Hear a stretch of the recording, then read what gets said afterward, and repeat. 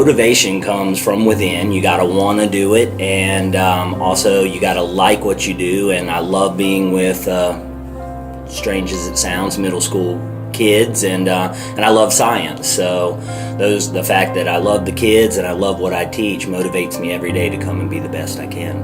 The kids. That's the main thing that I love to do, is to teach kids and help to motivate them and get them to learn. And they make me a better person. I learn from them. I have always wanted to be a teacher. When I was little, I played school almost every single day. It's just been my passion since I was probably like in second grade. So I love children and I love teaching, so that's what motivated me. Actually, my 8th grade math teacher here at Tequila Middle School that inspired me the most to become a teacher. I just really loved the way that he connected with us in the classroom and how he impacted my life so much that I wanted to have that same impact on students as well. And like I said, I've just always enjoyed the learning process. I wanted to become a teacher. I would say I knew from the time I was in high school because I had great experience myself while I was at Tequila High School. I had a lot of great teachers invest in me. I saw a great opportunity to work with people, work with kids, and really go beyond just teaching the AKS and build relationships and just develop community over time. I like helping kids. I like helping people.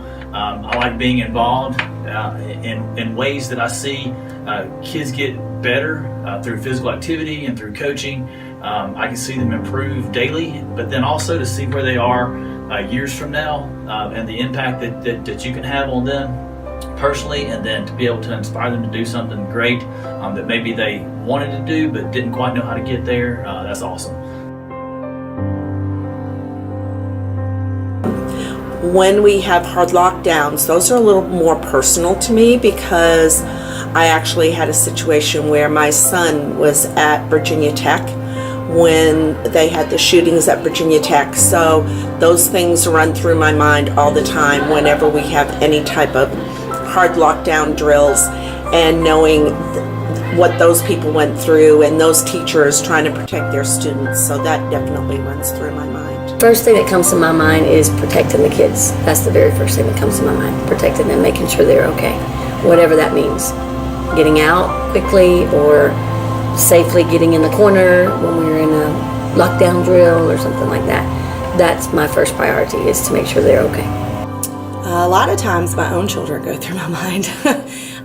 But I think instinctually, we always have, first and foremost, what would we do in a situation to protect our students? Like, I think it's just kind of our natural instincts. When we're going through it, that's kind of what I'm always thinking. What do I need to do in the moment if this situation occurs to protect the children that I'm with?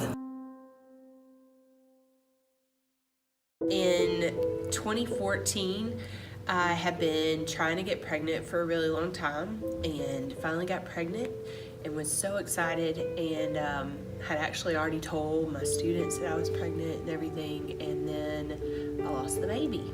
And so that was obviously really, really hard, and the fact that I told people already made it even harder.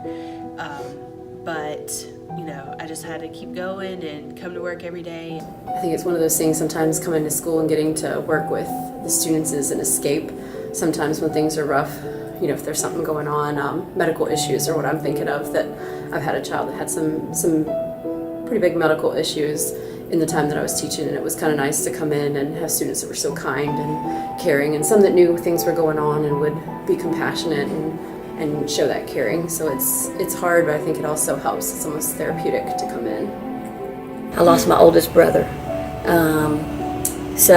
And that was difficult because I had to come in and teach and put a smile on my face. But I have to leave it at the door, and I have to leave it with God. And then when I get off, I can revisit it with God, and I can deal with it with God. But that's how I deal with everything. Building relationships and developing character in my kids is something that I really push for. And so I do a lot of times bring in my outside life and include my kids. I call them my kids rather than my students.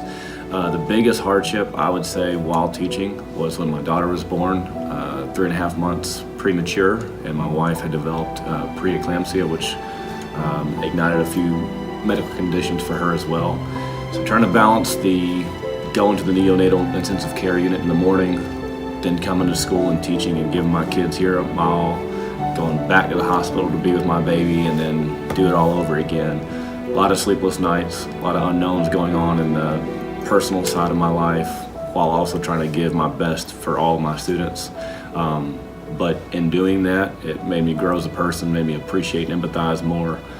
It showed me a side of my students because they really bought into and supported me through that time. So just that bond and that relationship was stronger.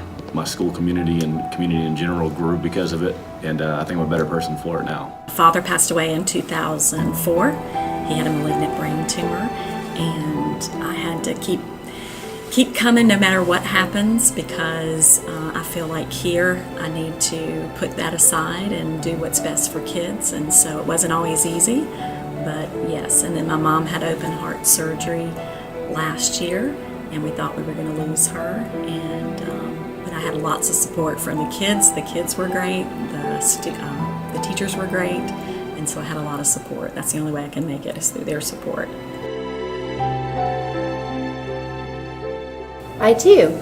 I do think I make a difference. I think that education is one of the best ways to help children to achieve their ultimate goals in life. So I do think I make a difference every day. I think sometimes we don't know right away, but then later people will come back to see us, like you, and then that's when you realize that you really made a difference. Sometimes I think we make a difference and don't ever hear about it, but I just try to do the best I can every day. I hope so.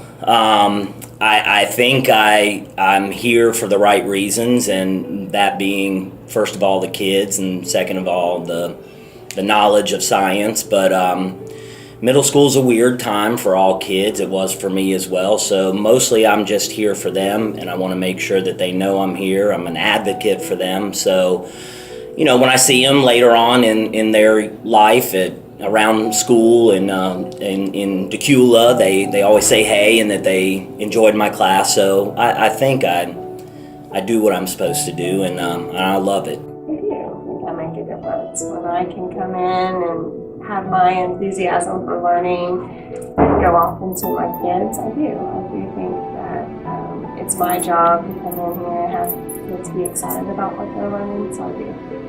I hope I do. Some days I feel better about that than others, but every day I wake up with a mindset of making a difference, and making a difference positively and not negatively in kids' lives. If I didn't think I made a difference, I couldn't teach. I couldn't be here. I couldn't coach. And I feel like the difference may not come, kind of going back to question one, that difference may not come immediately. It may be something that happens over time. And there may be some students or athletes that you feel like you're just not clicking with, that they're not getting it. But you'd be surprised later on down the road, maybe something that you did or said, or just something that you thought was insignificant, how it sticks with that kid and how it helps them improve what they want to do in their life. So I absolutely think that I make a difference every day. I certainly hope I make a difference, and the real answer is yes. Teaching the kids and seeing their face light up and the look of, I now know how to do this, I learned something today, yes, but mainly in their personal lives. That's where I try to make the biggest difference, is getting to know them as people and not just fifth graders, and having fun with them on a personal level. I hope I make a difference. I do, because I feel like I truly and genuinely care about each one of my students and want to build a personal relationship and not only teach them what they need to know to be successful in the classroom, but teach them how to be successful in life. So I hope I make a difference. I sure hope so. I hope that's I think when I became a teacher, like, the content has changed for me over the years, but the thing that I love is the students, and I'm sure you've heard me say that, but I'm not a big fan of the meetings and the grading and stuff. I love that 8 to 4 time when I'm sitting with the students and working with them, and that's where I'm the most comfortable. I hope I do. I feel like I have really bonded with a lot of my students, and I've seen so many different students become successful. They've, become teachers and lawyers and engineers and all these different things, and I feel like I had a little bit of a part in that, but really being able to see them realize who they are as middle schoolers has become really rewarding for me. If a child is in my room and loves learning and feels cared for and feels successful, then that's the goal.